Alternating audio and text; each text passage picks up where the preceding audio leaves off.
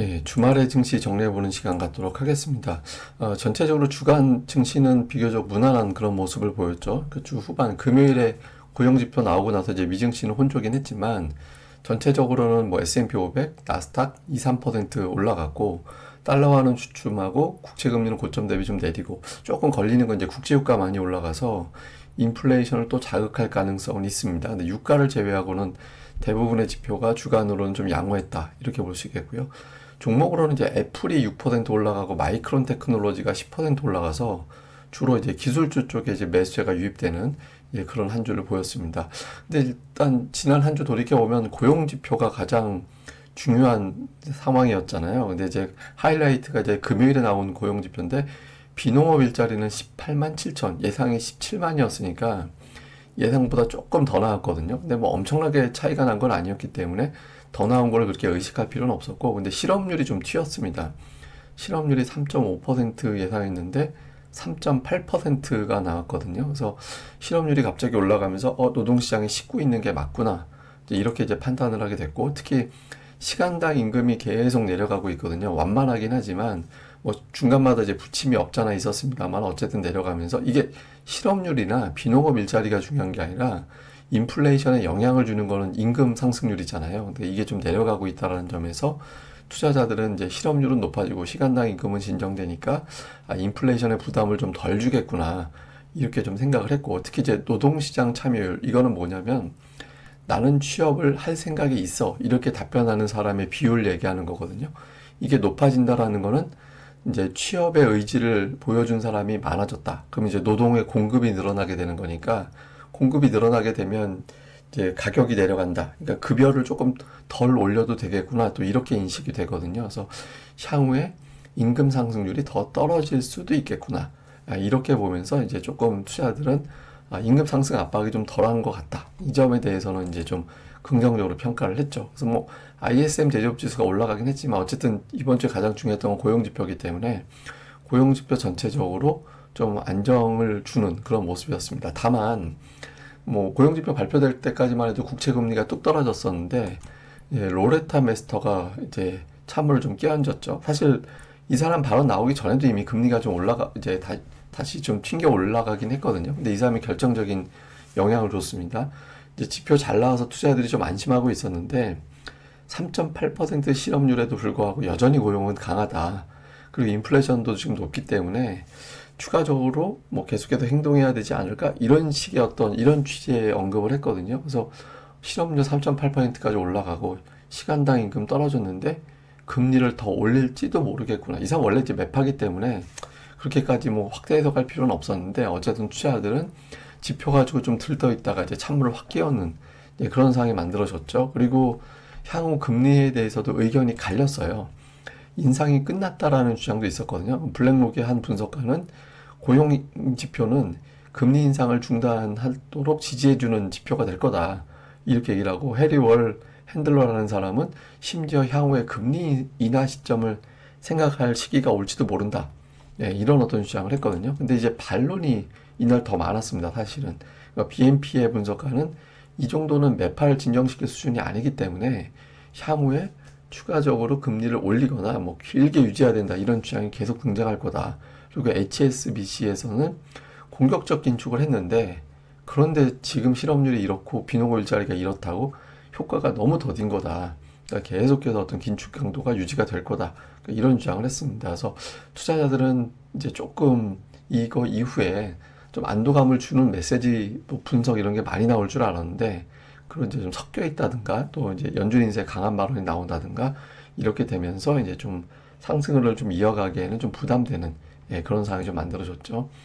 뭐 종목들 움직임을 보면 테슬라가 오늘 나스닥 다 깨먹었어요. 그러니까 엔비디아가 밀린 것도 이유였지만 테슬라가 5%나 빠졌고 차트 보면 좀 기분 나쁘죠. 그러니까 51선에서 4일 연속해서 저항이 되는 그런 형태가 나오고 있잖아요.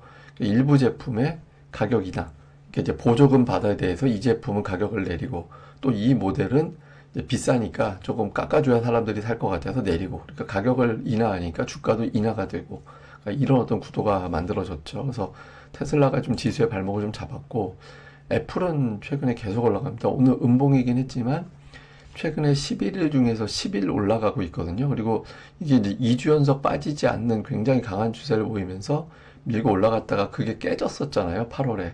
근데 이제 다시 51선 위로 올라가면서 이제 추세를 복원을 하는 그런 양상이죠. 이게 이제 조금 더 욕심을 내서 195달러를 넘어가게 되면 한 달 동안의 어떤 방학을 끝내고 완전히 복원이 됐다. 이렇게 해석할 수도 있기 때문에 향후에 이제 애플 주목을 해봐야 될 것 같고, 다음에 이제 마이크론 테크인데, 마이크론 테크놀로지는 200주선, 그러니까 반도체주는 주봉에서 200주선을 꼭 봐야 되거든요. 근데 200주선을 다시 돌파를 했어요. 네, 돌파를 했는데 잘 보시면 돌파하고 나서 멀찌감치 넘어가지 못하는 흐름이 반복되고 있죠. 또 연중 최고치가 75달러밖에 안 되고, 그러니까 이것만 놓고 보면 향후에 상승 여력은 10%가 안 된다. 또 그렇게 이제 투자들이 생각할 수도 있죠. 그래서 돌아오는 주가 마이크론 테크놀로지, 다음에 이제 반도체주에는 상당히 중요한 주간이 될 것 같습니다. 자, 지표들 보면 국채금리가 올라간 게 좀 찜찜합니다. 이게 이제 4.4 고점은 맞아 떨어졌는데 이번에 조금 더 욕심을 내서 4.05 정도 이하까지도 한번 내려갔어야 되는데 4.07에서 이제 저점이 나왔거든요. 그래서 이게 이제 만약에 4.2를 다시 넘어가게 되면 이게 저항대로 생각했다가 이제 돌파되고 다시 이게 이제 지지선으로 바뀔 줄 알았다가 또 깨지고 이렇게 왔다 갔다 하는 굉장히 중요한 라인이기 때문에 돌아오는 주에 만약에 4.1을 돌파하게 되면 우리 증시가 좀 흔들릴 가능성이 있습니다. 그래서 미국의 10년물 국채금리 좀 주목을 해봐야 될 거고, 다음에 달러 인덱스는 이게 좀 깨지고 103 깨고 내려가서 102대 중반까지 밀고 내려갔어야 됐거든요. 근데 이게 이제 다시 달러 인덱스 올라온 것도 조금 걸립니다. 그리고 특히 이제 국제유가가 워낙 세게 올라가다가 보니까 이제 국제유가 85달러까지 올라갔거든요. 그래서 이게 이제 올해 최고치 경신을 한 건데 하여간 지표들이 별로 안 좋았어요. 그러니까 금리, 달러, 국제유가 흐름이 별로 안 좋았거든요. 그래서 다음 주에 이게 동시에 다 밀고 올라가는 흐름이 생기면 우리 증시가 단기적으로 조금 눌림이 나올 가능성이 있거든요. 그래서 다음 주에 이 세 개 지표는 좀 제가 계속해서 이제 모니터링 하면서 내용들을 이제 지속적으로 정리를 좀 해드리겠습니다. 근데 일단은 뭐 이렇게 지표들이 올라가도 이제 연준의 어떤 금리 정책은 금리 인상 끝났다. 이런 비율이 높아졌거든요. 그러니까 당장 9월은 뭐 동결 확률이 93%가 거의 단정적이 돼버렸고 11월은 지난주 6대4 비율로 인상적으로 기울었다가 지금 반대로 6대4로 동결적으로 기울어서 금리 인상 끝났다. 이렇게 이제 평가를 하고 있거든요. 그래서 지금 저도 약간 끝났다라고 보는 쪽에 가깝긴 한데 제 판단은 어쨌든 이제 시장은 이게 일주일 단위로 계속 바뀌고 있어서 지금 계속 모니터링은 좀 해봐야 될 것 같습니다. 그 다음에 이제 한국 관련 데이터들은 MSCI 한국 지수가 이제 많이 올라갔는데 저거는 이제 삼성전자 쪽을 추종하다 보니까 이제 코스피 지수보다 조금 더 반영이 된 측면이 있는 것 같고요.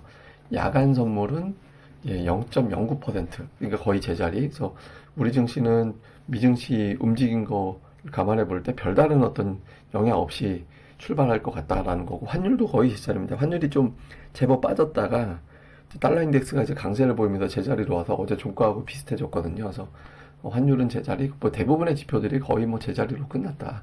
이렇게 보면 될 것 같습니다. 자, 이슈를 정리해 보면 이제 지표가 한동안 공백 구간으로 갑니다. 미국의 CPI 나오기 전까지는 다 돌아오는 주는 이제 지표가 별로 없거든요. 그러니까 지표가 없다라는 거는 증시에 영향을 주는 거는 아주 초단기적인 어떤 데이터들, 예를 들어서 뭐 미국의 국채 금리가 어떻게 되거나 아니면 개별 종목 하나, 여기에 또 시장이 이제 흔들리는 그런 구간으로 가게 되거든요. 그래서 이제 지표가 없다고 해서 변동성이 없는 게 아니라 말 바꾸면 한동안 지표가 호재성 재료를 공급했던 건데 호재성 재료를 공급해 줄 만한 이슈가 없어서 조금 이제 시장이 뭐 종목이나 아니면 이제 뭐 국채금리 같은 어떤 지표, 뭐 유가 이런 거에 좀 변동성이 나올 가능성이 좀 생겼고요. 특히 이제 유가가 다시 올라가서 사실 국제유가는 이거 자체는 CPI 항목에서 결정적인 역할을 하진 않아요. 근데 유가 자체가 여기저기 좀 자잘하게 다 들어가죠. 그러니까 유가 하나는 이제 CPI 비중이 낮다 하더라도 유가가 올라가게 되면서 여기저기 비용을 또 추가시키는 게 좀 있잖아요. 그래서 이게 이제 인플레이션을 또 자극한다? 이런 식으로 플레이를 몰아갈 수도 있거든요. 그래서 돌아오는 주에 이제 혹시 유가가 좀 이슈가 되는지 요건 좀 봐야 될 것 같고, 그 다음에 이제 삼성전자가 6% 어제 올라갔는데 이게 2021년 1월에 7%인가? 하여튼 그렇게 올라간 이후로 최대 폭으로 올라갔거든요. 근데 이게 삼성전자가 하루에 막 시가총액이 20조씩 올라가면 외국인들은 어제 하루에만 10조 원 번 거거든요. 삼성전자 연간 예상 영업이익이 그 정도가 안 되는데 올해 같은 경우는 근데 이제 그 정도 벌어버렸다 이래 버리면 뭐 어마어마하게 평가를 받게 되는 상황이 생기는 거잖아요. 그러니까 이제 이렇게 되면 이제 일단 한번 쉬고 뭐 이런 어떤 매도가 또 나올 수도 있습니다. 그래서 삼성전자가 이제 쭉쭉 밀고 올라가는 상황보다는 이제 조금 이제 공방, 예, 막 윗꼬리도 달리고 막 이게 좀 정신사납게 이제 움직일 수도 있어서 이제 지금은 이제 뭐가 중요하냐면 혹시라도 삼성전자가 좀 주춤할 때 다른 게 바로 그 역할을 좀 해주는, 예, 이제 그런 종목이 등장해줘야 되거든요. 그래서 삼성전자 6% 급등 이후에 이제 다음 행보도 중요하고 이걸 보조해 줄 수 있는 종목들이 예를 들어서 뭐 하이닉스가 됐든 아니면은 뭐 예를 들어서 뭐 하여튼 업종 뭐가 됐든 자동차가 됐든 뭐가 됐든 이런 것들이 좀 커버해 주는 종목들이 좀 나와주느냐 요게 좀 중요해 보이고요. 그 다음에 코스닥에서는 2차 전지와 엔터에서 자금이 저는 분산됐다라고 보거든요. 그러니까 지금 뭐 에코프로비엠 35만 원 제가 되게 중요하다라고 말씀드린 게 그게 돌파가 되면 자금이 2차 전지로 더 들어갔을 수도 있어요. 근데 거기 돌파가 안 됐기 때문에 저는 빠져나온 자금이 거기에 다시 투입되지 않는 걸로 보거든요. 그래서 다른 쪽으로 어디론가 가고 있는 것 같다. 그래서 지금 이게 뭐 시가총액 비중으로 생각을 해본다라면 반도체나 제약이나 하여튼 뭐 기타 등등 뭐 그쪽으로 어디든지 넘어가게 될 텐데 이제 그게 이제 지난주 같은 경우는 이제 반도체로 들어갔거든요. 그래서 이게 이제 어느 쪽으로 넘어가게 될지 또다시 요 구도 만약에 금리가 빠졌으면 제약으로 갔을 건데 이제 금리가 다시 튕겨서 그 구도는 좀 봐야 될 것 같습니다. 그래서 이제 업종별 수급 동향 봐야 될 것 같습니다. 그 다음 이제 오늘 제가 차트 하나 좀 특이한 걸 본 게 이게 뭐냐면 유가가 올라가면서 이제 뭐 인플레이션을 자극할지도 몰라 이런 프레임이 나오긴 하겠지만 반대되는 데이터가 있거든요. 미국의 저축률이 낮아졌어요. 예, 저축률이 낮아진다라는 거는 어떤 의미를 갖냐면 사람들이 이제 내가 여유 있게 쓰다가 이제 돈을 막 물가가 올라가고 뭐 하고 또 이자 비용도 막 올라가고 하면서 저축을 조금씩 이제 활용하다가 어느 순간 되면 이게 이만큼은 내가 돈을 예금을 더 쓰면 안 되는데 이런 순간이 오잖아요. 그럼 소비가 이제 줄어들게 되거든요. 그러니까 금리가 올라가고 금리가 올라가게 되면 그거만큼 뭔가로 커버를 해야 될 텐데 그러니까 저축을 빼서 쓰거나 아니면 급여가 올라가니까 지금 인플레이션 수치보다 예를 들어서 전년 대비 임금 상승률이 4.4%가 나오면 4.3% 나왔다라는 거는 지금 CPI가 3%대니까 그러니까 이거보다 더 높은 거니까 임금 상승으로 물가 상승 어느 정도 커버가 되거든요. 또 저축으로도 커버가 되겠죠.